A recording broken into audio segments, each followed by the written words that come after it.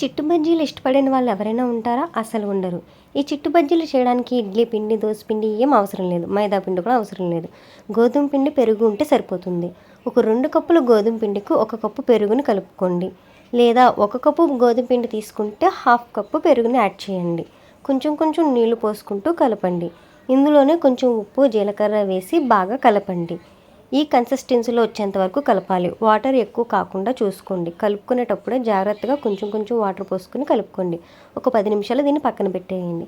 10 నిమిషాల తర్వాత ఇందులో కొంచెం బేకింగ్ సోడా వేసి మళ్ళీ బాగా కలుపుకోండి. స్టవ్ మీద మూకుడు పెట్టి ఆయిల్ పోసుకుని ఈ పిండిని చిన్న చిన్న బజ్జీల కింద వేసుకోండి. గోల్డెన్ కలర్ వచ్చేంత వరకు వేయించుకుంటే సరిపోతుంది. ఇది గోధుమ పిండితో వేసాం కాబట్టి లోపల కూడా ఈజీగా ఉడికిపోతుంది. అంతే.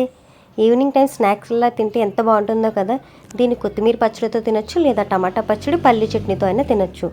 ఇలాంటి సింపుల్ రెసిపీస్ ఇంకా కావాలంటే మన ఛానల్ని సబ్స్క్రైబ్ చేసుకోండి. ఈ వీడియో నచ్చితే మీ ఫ్రెండ్స్ అండ్ ఫ్యామిలీకి షేర్ చేయండి, లైక్ చేయండి. Thank you for watching. Bye.